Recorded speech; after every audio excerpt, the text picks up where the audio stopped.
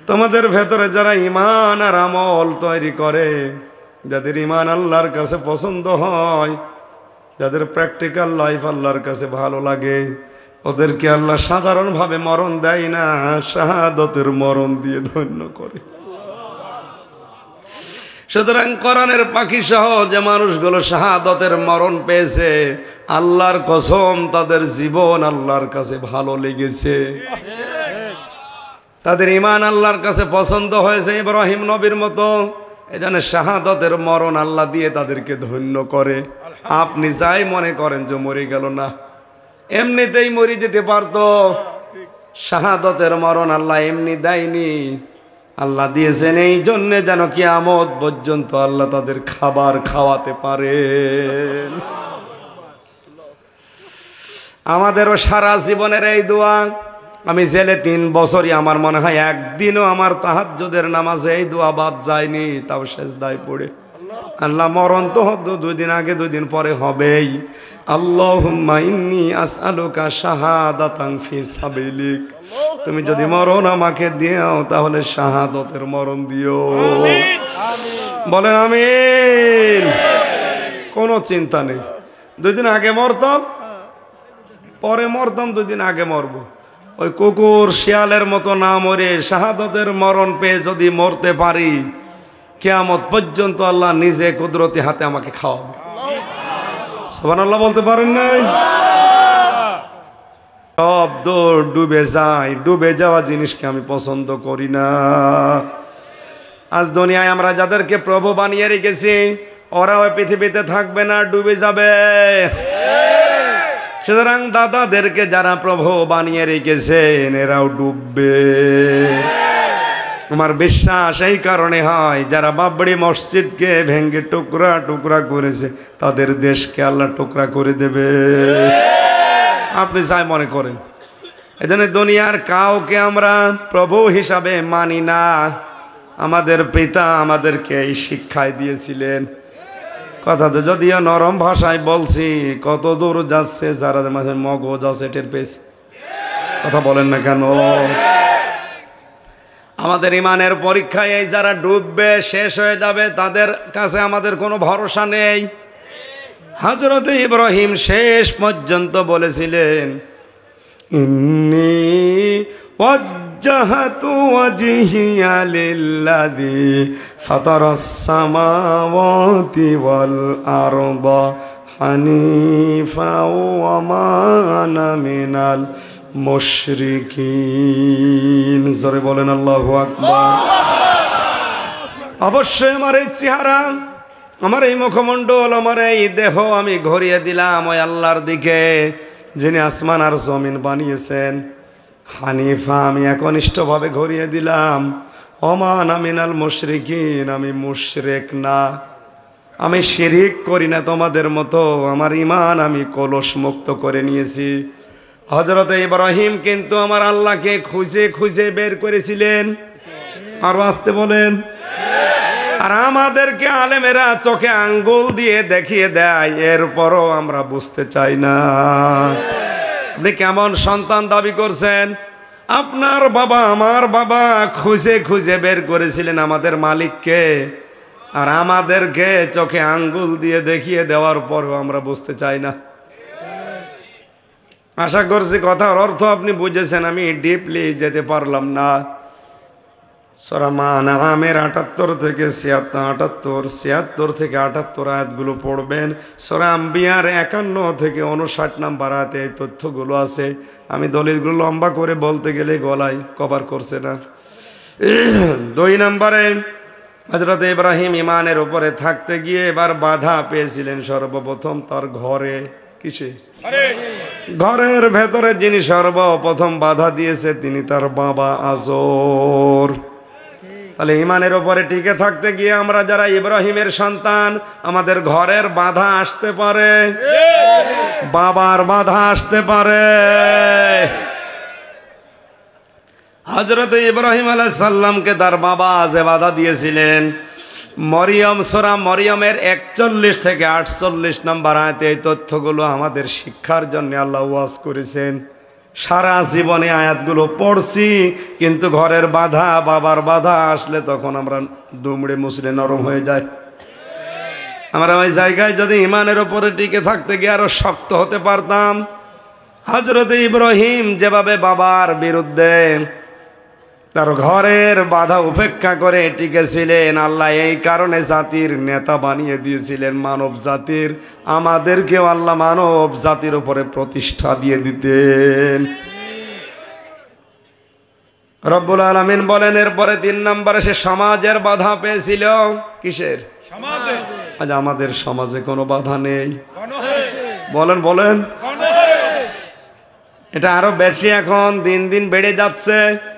ইমানের উপর টিকে থাকতে গিয়ে সমাজ থেকে কত বাধা আমাদের জীবনে, এরপরেও যারা টিকে আছে আলহামদুলিল্লাহ। এরপরে তিনি বাধা পেয়েছিলেন সবচাইতে গুরুত্বপূর্ণ বাধা, যেটা রাষ্ট্রের বাধা। আজ বিভিন্ন জালেম দেশে জালেমদের দ্বারা যেটা এখন আমরা দেখতে পাচ্ছি।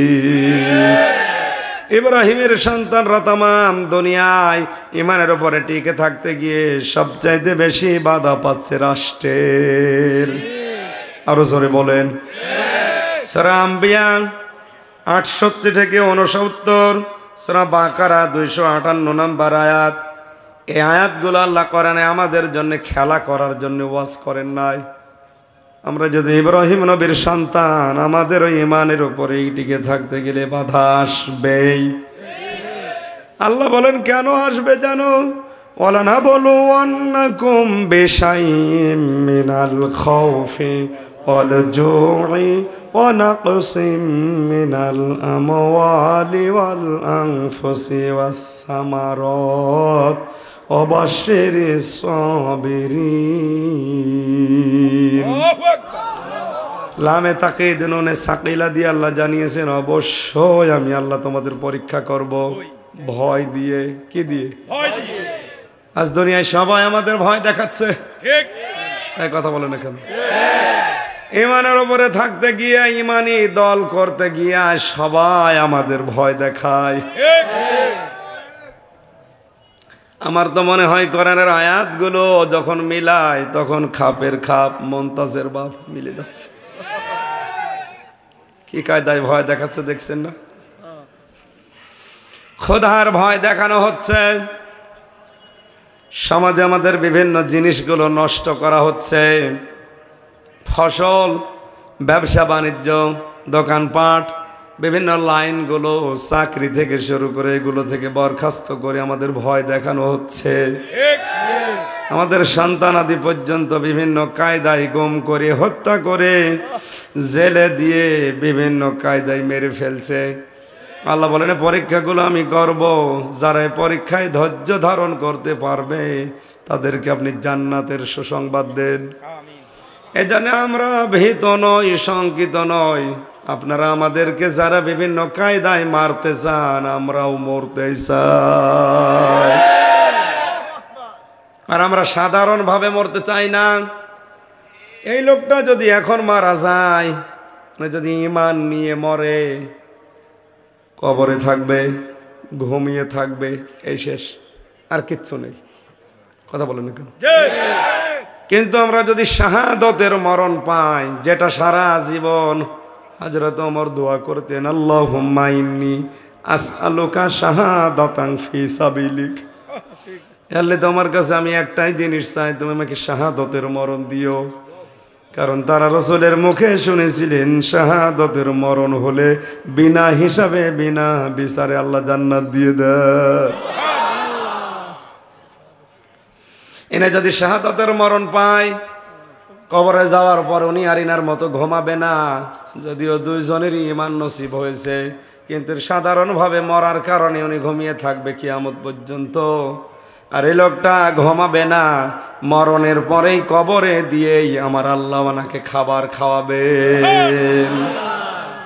ওয়ালা তাহসাবান্নাল্লাযীনা কুতিলু ফী সাবিলিল্লাহি আমওয়াতা বাল আহইয়াউন ইনদা রাব্বিহিম يرزقون সূরা আলে ইমরান 4 নম্বর পারা 11 নম্বর পৃষ্ঠা 9 নম্বর লাইনে আছে আল্লাহ পাক বলেন কোন মানুষকে আমি আল্লাহর রাস্তায় জীবন দিতে দেখলে তোমরা মৃত বলবা না তারা জীবিত শুধু জীবিতই না ওরা আমি আল্লাহর কাছে খাবার খায় মাদারীপুরবাসী মানুষ ঘুমিয়ে থাকলে খাবার খাওয়া লাগে কথা বলেন না কেন খাবার খাওয়া লাগে জাগা থাকলে তার মানে শাহাদতের মরণ পেয়ে যদি কেউ কবরে যায় আর ঘুমাবে না মরেও যাবে না ও তো জীবিত এবং জেগে থাকবে আর জেগে থাকলে খাবার খাওয়া লাগে এজন্য আল্লাহ নিজে তাকে খাওয়াবে খাবার খেলে মানুষের রক্ত গোশত তৈরি হয় কি শহীদ যারা গুম হয়ে আছে যারা এই বাংলাদেশে যারা গুম হয়ে আছে যাদেরকে শহীদ করা হচ্ছে এই মানুষগুলোর জীবন সফল এবং ধন্য এই তথ্যটা পাবেন সূরা আলে ইমরান 4 নম্বর পারা 6 নম্বর পৃষ্ঠা 14 নম্বর লাইনের 140 নম্বর আয়াতের শেষের দিকে আছে ওয়ালিয়ালামাল্লাহুল্লাযীনা আমানু ওয়া ইয়াত্তাখিযা মিনকুম শুহাদা ওয়াল্লাহু লা ইউহিব্বুজ যালিমিন তোমাদের ভেতরে যারা ঈমান আর আমল তৈরি করে যাদের ঈমান আল্লাহর কাছে পছন্দ হয় যাদের প্র্যাকটিক্যাল লাইফ আল্লাহর কাছে ভালো লাগে ওদেরকে আল্লাহ সাধারণভাবে মরণ দেয় না শাহাদতের মরণ দিয়ে ধন্য করে সুতরাং কোরআনের পাখি সহ যে মানুষগুলো শাহাদতের মরণ পেয়েছে আল্লাহর কসম তাদের জীবন আল্লাহর কাছে ভালো লেগেছে তাদের ঈমান আল্লাহর কাছে পছন্দ হয়েছে ইব্রাহিম নবীর মতো এজন্য শাহাদতের মরণ আল্লাহ দিয়ে তাদেরকে ধন্য করে আপনি যাই মনে করেন যে মরে গেল না এমনিতেই মরে যেতে পারতো শাহাদতের মরণ আল্লাহ এমনি দেয়নি আল্লাহ দিয়েছেন এই জন্যে যেন কিয়ামত পর্যন্ত আল্লাহ তাদের খাবার খাওয়াতে পারেন আমাদেরও সারা জীবনের এই দোয়া আমি জেলে 3 বছরই আমার মনে হয় একদিনও আমার তাহাজ্জুদের নামাজে এই দোয়া বাদ যায়নি তাও সেজদায় পড়ে আল্লাহ মরণ তো 2 দিন আগে 2 দিন পরে হবেই আল্লাহুম্মা ইন্নী আসআলুকা শাহাদাতান ফি সাবিলিক তুমি যদি মরণ আমাকে দিও তাহলে শাহাদতের মরণ দিও আমিন বলেন আমিন কোনো চিন্তা নেই 2 দিন আগে মরতাম পরে মরতাম 2 দিন আগে মরব ওই কুকুর শিয়ালের মতো না মরে শাহাদতের মরণ পেয়ে যদি মরতে পারি কিয়ামত পর্যন্ত আল্লাহ নিজে কুদরতি হাতে আমাকে খাওয়াবে সুবহানাল্লাহ বলতে পারেন নাই হযরত ইব্রাহিম ঈমানের পরীক্ষায় বাধা পেয়েছিলেন সবচাইতে বেশি রাষ্ট্রের কিসের আজ যারা ঈমানের পরীক্ষায় সবচাইতে বেশি রাষ্ট্রের বাধা পাচ্ছেন আপনি মনে করবেন আপনি বাবার সন্তান এরপরে তাকে বনবাসের মাধ্যমে আল্লাহ পরীক্ষা করেছিলেন সূরা ইব্রাহিমের 37 থেকে 38 নম্বর আয়াতে আছে এই হিজরত করার মাধ্যমে পরীক্ষা করেছিলেন এটা সূরা সফফাতের 99 নম্বর আয়াতে এই তথ্যগুলো আছে তিনি সন্তান জবাইয়ের মাধ্যমে পরীক্ষার সম্মুখীন হয়েছিলেন এটা যে একটা বাবার জন্য কত বড় পরীক্ষা বাবা না হলে আপনি বুঝবেন না এরপরে তিনি কাবা শরীফ নির্মাণ করেছিলেন সূরা হজের 26 নম্বর আয়াতে আল্লাহ ওয়াজ করেছেন আল্লাহ রাব্বুল আলামিন বলেন তার ফিতরাত সম্পর্কে আমি 10টা পরীক্ষা দুনিয়ায় করেছিলাম তার স্বভাব ভালো করে মেলাবেন আপনি বাবার সন্তান অবৈধ সন্তান না এই 10টা পরীক্ষায় তার মাথায় ছিল তার স্বভাব 5টা কয়টা আমরা ইব্রাহিমের সন্তান দাবি করি কিনা বলেন বলেন 1 নম্বরে আমাদের ইব্রাহিম নবী আলাইহিস সালামের মাথায় তিনি 5টা স্বভাব কায়েম করেছিলেন তার ফিতরাত তিনি নাকে পানি দিতেন কিসে নাকে 24 ঘন্টার ভেতরে 5 থেকে 6 বার যদি কেউ নাকে পানি দিতে থাকে যত জার্মগুলো দিনে রাতে আপনার নাক দিয়ে প্রবেশ করে আল্লাহ ওটা ধুয়ে মুছে পরিষ্কার করে দেয় এটা ওযুর মাধ্যমে সম্ভব এরপরে তিনি কুলি করতেন মুখের ভেতরে 24 ঘন্টা বিভিন্ন জার ঘোরাঘুরি করে, কলি করার দ্বারা আল্লাহ এগুলো বের করে দেয়। এজন্য কলি করা 3 বার অজুর সময় এমনিতেই সুন্নত করা হয়নি। এরপরে পেয়েছে তিনি মেসাক করতেন। যদি এটা ছোট জিনিস মনে হচ্ছে, অনেক বড় জিনিস। মেসাক যদি কেউ করে আমার আল্লাহ নিজে তার উপরে রাজি হয়ে যান। এরপরে তার স্বভাব ছিল তিনি দাড়ি আর গোপকে ছোট করে রাখতেন, দাড়িকে লম্বা করে রাখতেন। অনেকে এখানে দাড়ি রেখেছে, যে এইটা দাড়ির অংশ না, এই যে এটা যদি কেউ না রাখে গোনা হবে না। কেউ যদি পুরুষত্ব বৃদ্ধি করার জন্য রাখতে চায় রাখেন, অসুবিধা নেই। যেটা দাড়ির অংশ না এইটা, বুঝলেন? মাসলা হচ্ছে দাড়ির এই যে শক্ত জায়গাটুকু, এখান থেকে এই শক্ত জায়গাটা দাড়ির অংশ। এখন ওনার তো নেই। আমার এই জেলে যাওয়ার পরে কিছু বেরিয়েছে, আগে তো উঠতো না, কারণ ওখানে তো দাড়ি গোপ কাটার ব্যবস্থা খুব কম। 3-4 মাস পরে একবার আসে নাপিত, তাও সিরিয়াল পেলে হইল না, আবার 3 মাস পেছিয়ে গেল। এই কারণে একটু বেরিয়েছে। আমি তো আর চাষা মাছা করি না জীবনে, এই যা হয়েছে শুক্রিয়া। কিন্তু মসটার জন্য ওখানে সমস্যা, মস কাটার জন্য কাইসি পাওয়া যায় না, কেসি দেয় না, ব্লেটও দেয় না। একজন আবার একবার নুনু কেটে ফেলেছিল, এই কারণে আর কাইসি দেয় না, রেজার দেয় 15 দিন 20 দিন পরে একবার, তাও 10-15 মিনিট পরে আবার কেটে নেয়।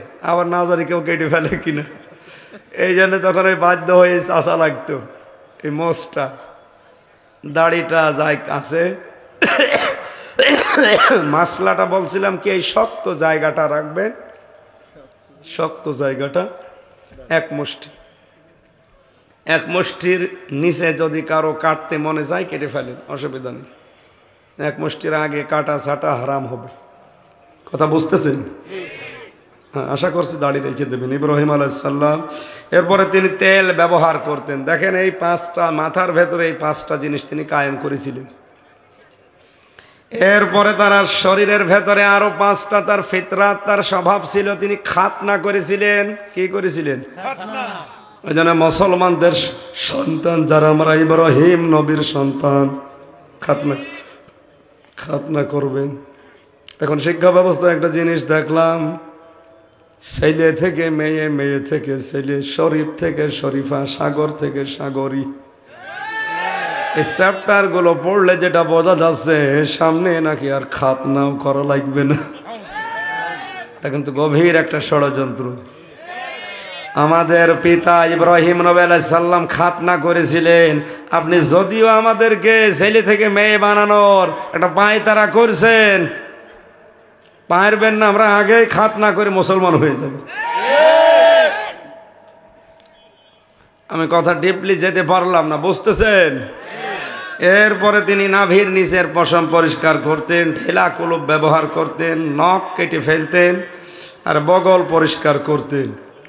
এই 10টা তার স্বভাব ছিল, ফিতরাত ছিল। সন্তান হিসাবে আমরাও যেন পাই, বলেন আমিন।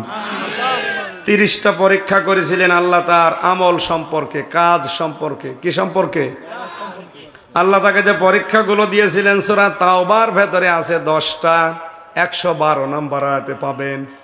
সূরা আহজাবের ভেতরে আছে 35 নম্বর আয়াতে 10টা। সূরা মুমিনুনের 1 থেকে 10 নম্বর আয়াতে আছে 10টা।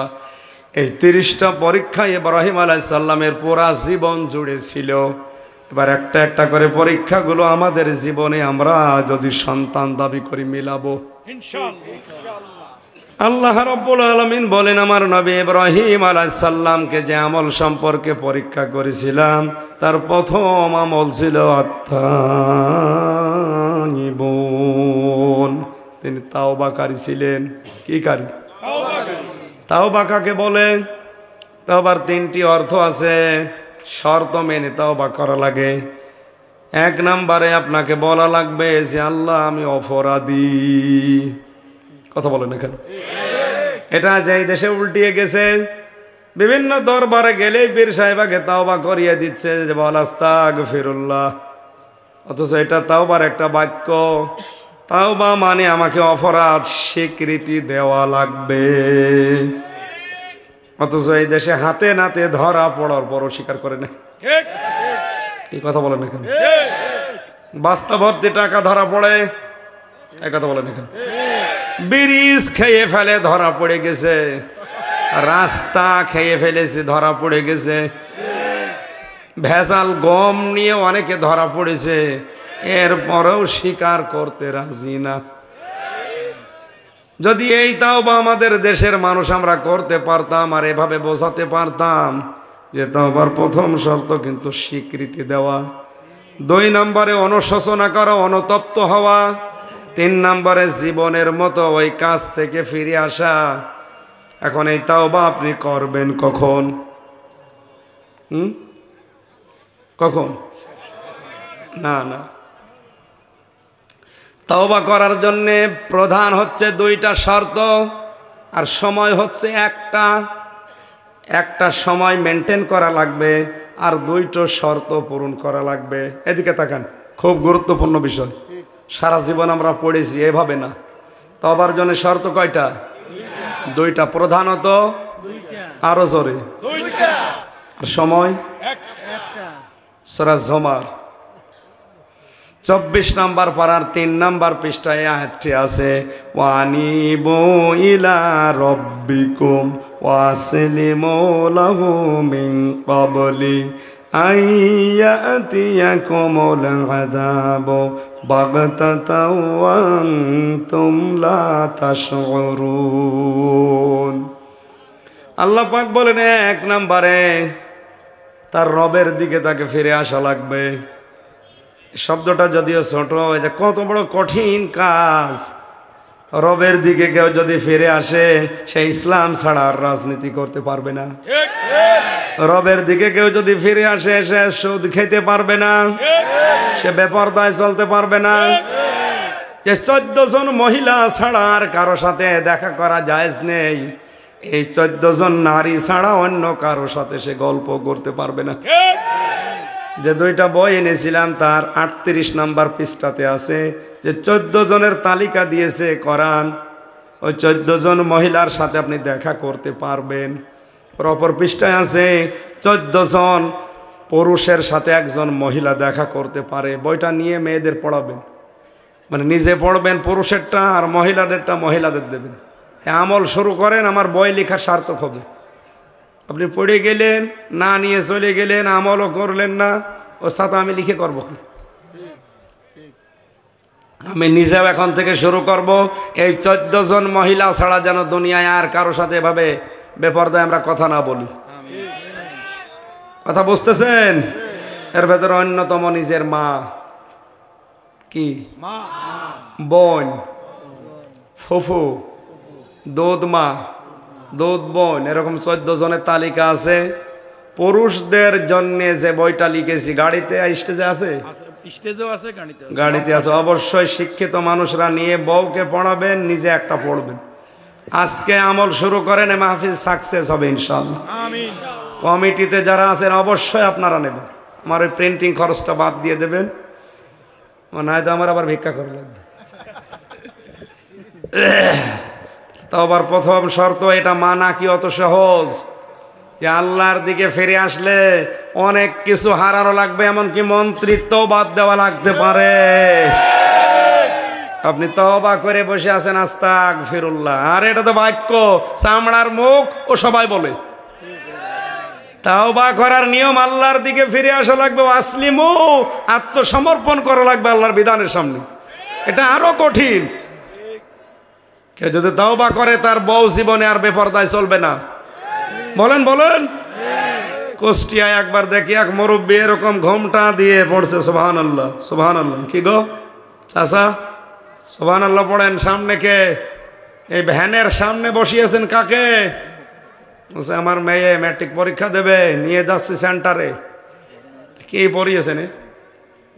ওর বুকে কোনো ওড়না নেই, 4 পিস পরালেও হয়তো, 3 পিসও না, 2 পিস। ওইটা পরিয়ে ওরে সামনে বসিয়ে ক্ষেপণাস্ত্র ফিট করে রেখেছি, আর উনি পড়ছে সুবহানাল্লাহ। কিসের সুবহানাল্লাহ পড়েন আপনি? সুবহানাল্লাহ মানে কি? আল্লাহ পবিত্র। সুবহানাল্লাহ মানে আল্লাহ পবিত্র। আল্লাহ যদি পবিত্র হয়, তার বিধান কি? তার বিধান পর্দা ফরজ। এই 16 বছর 18 বছরের যুবতী মেয়েকে ওইটা না দিয়ে অপবিত্র করে নিয়ে যাচ্ছেন, আর আপনি বলছেন সুবহানাল্লাহ। এই জন্য আসলিমও যারা করবে যে আমি আত্মসমর্পণ করলাম, আপনি কথার লড কত টের পাচ্ছেন? অনেক ওজনওয়ালা কথা, অনেক কিছু ছাড় দেওয়া লাগবে জীবনে তওবা যদি করেন। আত্মসমর্পণ করা লাগবে আল্লাহর বিধান, যেখানে যেটা পাবেন ওইটা, সে ছোট ছোট হোক বড় হোক। কখন করবেন এই দুইটা? মিন ক্বাবলি আইয়াতিয়াকুমুল আযাবু বাগতাতা ওয়া আনতুম লা তাশউরুন। ওই আযাব আসার পূর্বে যখন আর তোমাদেরকে সময় দেওয়া হবে না, সে আযাবের নাম মরণ। সে আযাবের নাম কি? মৃত্যু। আরো জোরে, মরণ কি আসবে 41 সালে? তাহলে যারা 41 সাল টার্গেট দেয় ওরা মরণ বিশ্বাস করে? আমি বসে আছি, দাঁড়াতে পারবো এই গ্যারান্টি আমার হাতে নেই, আমি আন্দাজে টার্গেট দিয়ে দিলাম। এই বিশ্বাস করা লাগবে যে আমি বসে আছি, নাও দাঁড়াতে পারি, তওবা আমার দাঁড়িয়ে না, এক্ষুনি করা লাগবে। কখন বলেন? কখন? এক্ষুনি বলেন। কখন? তাহলে জীবনের অপরাধগুলো স্মরণ করেন। একটা একটা করে 30টা বলতে গেলে আমার গলা ব্যথা করছে, আমি আর পারছি না। এই 30টা আপনারা আয়াত নাম্বার পার নাম্বার বলে দিয়েছি, বাড়িতে যে মিলিয়ে দেখবেন হচ্ছে কিনা। এই প্রথমটা আমাদের ইব্রাহিম নবীর জীবনে যেটা ছিল আমরা পালন করি। আস্তাগফিরুল্লাহ আহা রব্বি মিন কুল্লি যামবি ওয়া আতুবু ইলাইহি লা হাওলা ওয়ালা কুওয়াতা ইল্লা বিল্লাহিল আলিয়্যিল আযীম। জীবনের অপরাধগুলো এই মুহূর্তে স্মরণ করে আমি স্বীকার করছি যে আমি আসলে অপরাধী, আমি অনুতপ্ত। আমি সেদিন কক্সবাজারের উখিয়াতে একটা মোনাজাত করেছিলাম, হাজার হাজার মানুষ, কোনো আলেম বাদ যায় না, সবাই কান্নাকাটি করেছে। কারণ মন থেকে আবেগ নিয়ে যদি কিছু বলা যায়, মানুষের চোখের পানি রাখতে পারে না। আজকে আমরা ওই তাওবার মাধ্যমে জীবনের অপরাধ স্মরণ করে অনুতপ্ত হয়ে জীবনে আর কোনোদিন অপরাধে যাব না বলে দৃঢ় সিদ্ধান্ত নিয়ে ফিরে এসে মোনাজাতে যাচ্ছে। আমি মাপ চেয়ে শেষ করছি, পারছি না। বইটা নিয়ে যাবেন, যাওয়ার সময় আগামীতে আসলে কথা বলবো। আল্লাহুম্মা আমিন। বাম পাশে শিখদের বিলে, বাম পাশে শিখদের বিলে ওখানে আছে, আর স্টেজে আছে। একটু মাথা নিচু করেন, মাথা নিচু করে চক্ষু বন্ধ করেন। জীবনের অপরাধগুলো স্মরণ করছি। বসে মোনাজাতটা বসে করেন, বসেন সবাই, মাথা নিচু করেন, মাথা নিচু করেন, চক্ষু বন্ধ করেন। আমি নিজের সহ প্রত্যেকে জীবনের অপরাধ যেগুলো করেছি বড় বড় গুলো স্মরণ করছি। রব্বানা যালামনা আনফুসানা ওয়া ইল্লাম তাগফির লানা ওয়া তারহামনা লানাকুনান্না মিনাল খাসিরিন। রব্বুল আলামিন, সারা জীবন অপরাধ করে জীবনটা নষ্ট করে ফেলেছি।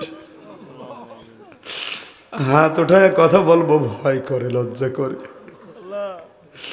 কত মানুষ নামের আগে মাওলানা মুফতি লেখা আছে, এই জন্য সম্মান করে, কিন্তু অপরাধগুলো যদি শরীরে লেখা থাকতো, মানুষ আমাদেরকে কুকুরের মতো ঘৃণা করত। যেভাবে অপরাধগুলো তুমি গোপন করে দিয়েছো আল্লাহ, কেউ জানে না। কিয়ামতে কোটি কোটি মানুষ থাকবে, তুমি অপমাফ করো না আল্লাহ। গোপনে তোমার সত্তার নামের ওসিলায় মাফ করে দিও। কাঁদেন, জীবনের অপরাধ স্মরণ হলেই কাঁদেন। চোখের পানি যদি এক ফোঁটাও বের হয়, মহান আল্লাহ নবীর মাধ্যমে জানিয়েছে মাফ করে দেবে। যত গুনাহ করিয়াছি গোপনে, মাফ করে দাও আল্লাহ তুমি নিজ গুণে। তুমি যদি মাফ না করো বান্দাকে, বলো তোমার এই বান্দা যাবে কার কাছে? রব্বুল আলামিন, আমি হামজা ছাড়া তোমার কোটি কোটি বান্দা দুনিয়ায় আছে, কিন্তু তুমি ছাড়া আমার মালিক আর কেউ নেই।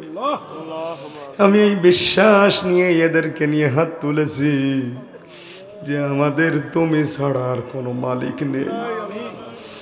হিন্দুদের 33 কোটি দেবতা আছে, কিন্তু তুমি আমাদের একমাত্র মালিক। ঘৃণা করে তাড়িয়ে দিও না আল্লাহ, তুমি আমাদের কোলে তুলে না। সম্মানিত মা বোনেরা, পর্দার আড়ালে বসে আছে, এদেরকে কবুল করো। এদের অনেকের অসুখ বিসুখ আছে, দূর করে দাও। আমি আরো কথা বলতে চেয়েছিলাম, আমার কণ্ঠ সাপোর্ট করছে না। আমার কণ্ঠটা তুমি মেহেরবানি করে আমারে ভিক্ষা দাও। কোরআনের কথাগুলো সহজ সরল ভাষায় বলতে পারি, সেই তৌফিক আমারে দান করো। রব্বুল আলামিন, যত আলেম এখানে বসে আছে, আলেমদের মাফ করে দাও। কিয়ামতে আমাদের অপমান করো না আল্লাহ, গোপনে মাফ করে দিও। আমাদের প্রধান অতিথি, বিশেষ অতিথি সহ যত মানুষ আমরা এখানে হাজির হয়েছি, মরণের আগে সামানা জোগাড় করার তৌফিক দাও। আমার দাদা দাদিকে মাফ করে দাও, আমার মা বাপকে ক্ষমা করে দাও। কথা বললেই কণ্ঠে ব্যথা করছে, আমি শেষ করে দিলাম আল্লাহ। মাহফিলটা বাস্তবায়নে যারাই চেষ্টা করেছে তাদেরকে তুমি অনেক কিছু দাও। দুনিয়া আখিরাতে তাদের হাসানা দিয়ে ভরে দাও। আগামীতে এই মাহফিলটা